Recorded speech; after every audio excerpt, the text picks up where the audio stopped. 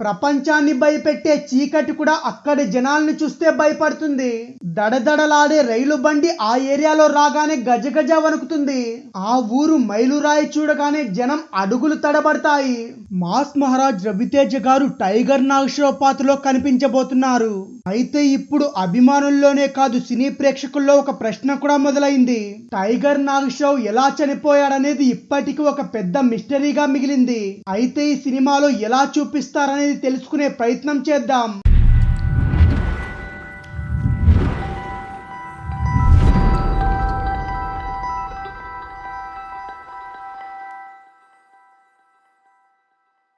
రవితేజ హీరోగా నటించిన latest movie Tiger Nageswara Rao Dasara కానుకగా మరికొన్ని గంటల్లో విడుదల కాబోతుంది.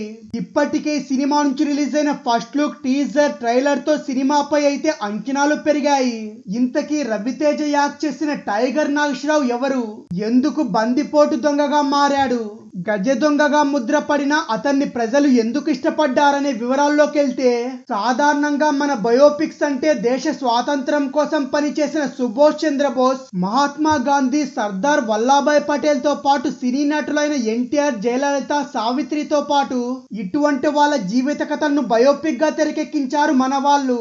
ఇక మణిరత్నం, రామ్ గోపాల్ వర్మ లాంటి వాళ్ళైతే దావూద్ ఇబ్రహీం, చోటా షకీల్, హాజీ మస్తాన్, వరదరాజన్, మొదలియార్ వంటి కరుడుగట్టిన నేరస్తులను హీరోలుగా చూపిస్తూ సినిమాలు తెరకెక్కించారు. ఇదే కోవలో రవితేజ గారు ఒకప్పటి స్టూవర్ట్పురం బందిపోటు దొంగ నాగేశ్వరరావు జీవితంపై తెరకెక్కించిన బయోపిక్ లో హీరోగా నటించారు మాస్ రాజా. ఇప్పటికే విడుదలైన టీజర్, ట్రైలర్ కైతే మంచి రెస్పాన్సే వచ్చింది. 70వ దశకంలో బంగాళాఖాత తీర ప్రాంతంలోని ఓ చిన్న గ్రామం. ప్రపంచాన్ని భయపెట్టే చీకటి కూడా అక్కడి జనాల్ని చూస్తే భయపడుతుంది. దడదడలాడే రైలు బండి ఆ ఏరియాలో రాగానే గజగజ వణుకుతుంది. ఆ ఊరు మైలురాయి చూడగానే జనం అడుగులు తడబడతాయి. దక్షిణ భారతదేశపు క్రైమ్ రాజధానిగా స్టూవర్ట్పురం ఉండేది. ఈ ప్రాంతానికి మరో పేరు కూడా ఉంది. అదే tiger zone of tiger Nageswara Rao. జింకలను వేటాడే పులుల్ని చూస్తుంటావు కానీ పులులను వేటాడే పులిని చూసావా అంటూ రవితేజ గారు చెప్పే డైలాగ్ అయితే టైగర్ నాగేశ్వరరావు సినిమా ఎలా ఉంటుందో స్పష్టం చేశారు. 70వ దశకంలో గుంటూరు జిల్లా బాపట్లలో 15 కిలోమీటర్ల దూరంలో స్టూవర్ట్పురం ఉంది. ఇది గజ దొంగలకు చాలా ఫేమస్. గతంలో ఈ పేరుతో చిరంజీవి హీరోగా స్టూవర్ట్పురం పోలీస్ స్టేషన్ అనే సినిమా కూడా వచ్చింది. అటు భానుచందర్ హీరోగా నటించిన స్టూవర్ట్పురం దొంగలనే పేరుతో సినిమా కూడా తెరకెక్కించారు. అప్పట్లో ఈ సినిమాలు పోటాపోటీగా విడుదల కూడా అయ్యాయి. ఇందులో భానుచందర్ స్టూవర్ట్పురం దొంగల సినిమాలైతే సూపర్ హిట్ కాగా 1953 వరకు ఆంధ్రప్రదేశ్ లోనే ఉమ్మడి మద్రాసు రాష్ట్రంలో ఉండేది. ఇక 1913లో అప్పటి మద్రాసు ప్రెసిడెంట్ హోం సభ్యుడైన హెరాల్డ్ స్టూవర్ట్ జీవనోపాధి లేక దొంగలుగా మారిన వాళ్ళని ఉద్ధరించడానికి సాల్వేషన్ ఆర్మీని కూడా కోరాడట. అలా ఉపాధి కల్పించడం వల్ల అక్కడున్న వారు దొంగతనాలకు దూరంగా ఉంటారని ఆయన అభిప్రాయం కూడా పడ్డారు. ఆయన చేసిన డిమాండ్ మేరకు బ్రిటిష్ ప్రభుత్వం కూడా ఆయన పేరు మీదుగానే స్టూవర్ట్పురం అనే కాలనీ కూడా ఏర్పాటు చేశారు. అలా ఏర్పడిందే స్టూవర్ట్పురం. ఇక ఆంధ్రాలో ఎక్కువ నేరాలు చేసిన వారిని అక్కడికి తీసుకొచ్చి నిఘా నీడలో ఉంచేవారు అప్పటి బ్రిటిషర్లు. ఎక్కడ దొంగతనం జరిగినా పోలీసులు మొదట ఇక్కడి నుంచే ఎంక్వైరీ కూడా చేసేవాళ్ళు. ప్రజెంట్ అయితే ఇటీవల కాలంలో అటువంటి వాళ్ళు లేరు. ఇక టైగర్ అని ముద్దుగా పిలుచుకునే గజ దొంగ టైగర్ నాగేశ్వరరావు విషయానికి వస్తే ఆయన 1970-80 దశకాల్లో పోలీసులకు ఇతని పేరంటే ఒక సింహ స్వప్నం. వాళ్ళని ముప్పు తిప్పలు పెట్టి 3 చెరువులు నీళ్లు తాగించేవాడనే సమాచారం కూడా వచ్చింది. అప్పట్లో ఆ రూట్ లో బస్సు కానీ రైలు కానీ వెళ్తుంటే వణుకే. ఇతను దారిని పోయే పెద్దవాళ్ళను దోచుకునే వారని కూడా చెప్తుంటారు. పెద్దవాళ్ళంటే వయసులో కాదు, గొప్ప ధనికులని కూడా అర్థం. బడుగు బలహీన వర్గాలను దోచుకునే వారు కాదని కూడా ఇప్పటికే చెప్పుకుంటారు. తాను దోచుకున్న దాంట్లో పేదలకు దాన ధర్మాలు కూడా చేసేవాడట. అందుకే ప్రజల్లో ఆయనంటే గౌరవ మర్యాదలు కూడా ఉండేవి. ఇక రాబిన్ హుడ్ కథలు కూడా ఇతనే స్ఫూర్తి అని కూడా చెప్తుంటారు ఇక్కడ ప్రజలు. ఇక పోలీసులు నాగేశ్వరరావుని పట్టుకున్నప్పటికీ ఈజీగా వాళ్ళు కళ్ళు గప్పి తప్పించుకునేవాడట. జైలు గోడలు కూడా అతన్ని ఆపేవి కావని కూడా చెప్తుంటారు. ఒకసారి ఓ నేరంలో భాగంగా చెన్నైలో కట్టుదిట్టంగా ఉండే జైల్లో పెట్టారు టైగర్ నాగేశ్వరరావును. ఎంతో కఠినమైన చెన్నై జైలు నుంచి అతను తప్పించుకుని పారిపోవడంతో అప్పటి నుంచి అతన్ని అందరూ టైగర్ అని పిలిచేవారు. అలా నాగేశ్వరరావు కాస్త టైగర్ నాగేశ్వరరావు అయ్యాడు. టైగర్ నాగేశ్వరరావుకు ఒక తమ్ముడున్నాడు. అతని పేరు ప్రభాకర్ రావు. ఈయన చేసిన దొంగతనాల్లో ఆయన కుడిభుజంగా వివరించేవాడు. ఇక 1974లో కర్నూలు జిల్లాలోని బనగానపల్లె మండలంలో ఉన్న బ్యాంకు దోపిడీ వీళ్ళు చేసిన దొంగతనాల్లో అతి పెద్దదని కూడా అందరూ చెప్తుంటారు. అయితే ఆ బ్యాంకులో ఉన్నది ప్రజల నుండి దోచుకున్న డబ్బే అనే వాళ్ళు కూడా ఉన్నారు. ఆ బ్యాంకు దోపిడీకి నాగేశ్వరరావు సోదరుడు ప్రభాకర్ రావే అసలైన సూత్రధారట. అప్పట్లో వీళ్ళు 35 లక్షల విలువ చేసే బంగారాన్ని దోచుకున్నట్టు రికార్డులు కూడా చెప్తున్నాయి. ఈ బ్యాంకు దోపిడీలో వీళ్ళు 14 కిలోల బంగారం, 50,000 వరకు డబ్బు కూడా దోచుకున్నారు. ఈ దోపిడీలో దాదాపు 10 మంది పాల్గొన్నట్టు కూడా రికార్డుల్లో ఉంది. ఈ బ్యాంకు పోలీస్ స్టేషన్ కి ఎదురుగానే ఉన్న వాళ్లకు సవాలు విసరడానికే వీళ్ళు బ్యాంకు దోపిడీని ఎంచుకున్నారు.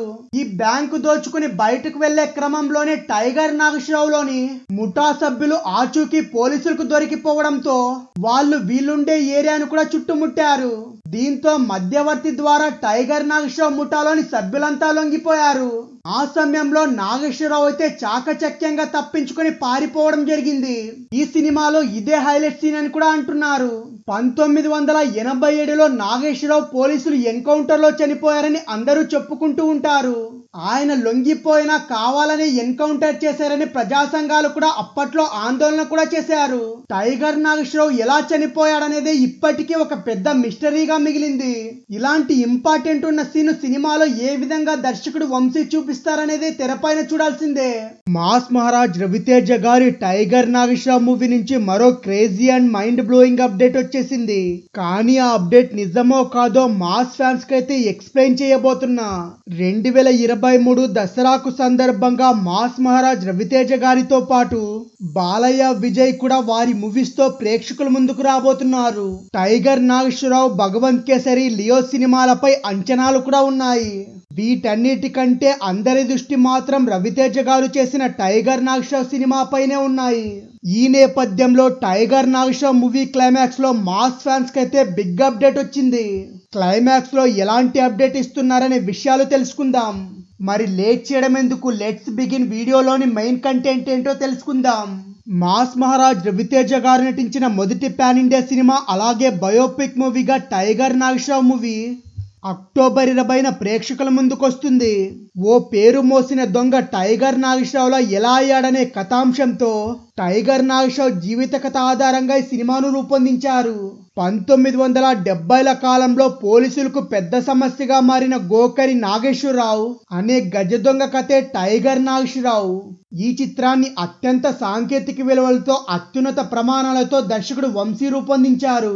టైగర్ నాగేశ్వరరావుతో పాటు గజ్జెల ప్రసాద్ కూడా ఇద్దరూ కలిసి బ్యాంకులు, నగల షాపులు ఎక్కువగా దోపిడీ చేసేవాళ్ళు. టైగర్ నాగేశ్వరరావు అప్పట్లోనే మద్రాసు పోలీస్ స్టేషన్ పరిధిలో ఉన్న అన్ని పోలీస్ స్టేషన్ లో మోస్ట్ వాంటెడ్ అని కూడా పేరుండేది.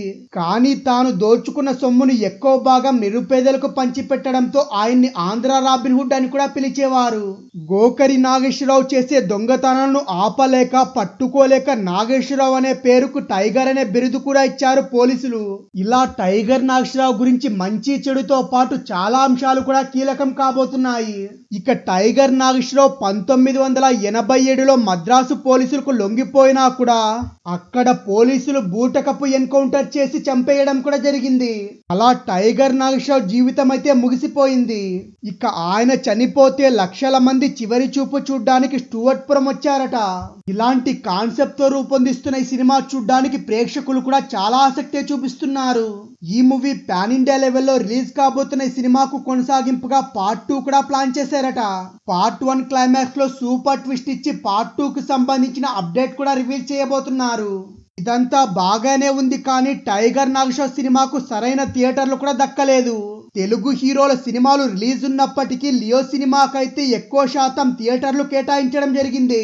ఇప్పటికే రవితేజ గారిని తొక్కేయాలని చాలా మంది చూశారు, కానీ రవితేజ గారైతే అంచెలంచెలుగా ఎదుగుతూనే పోతున్నారు. ఇక టైగర్ నాగేశ్వరరావు సినిమాలో రవితేజ గారితో పాటు నుపూర్ సనన్, గాయత్రి భరద్వాజ్ కథానాయకులుగా నటిస్తున్నారు.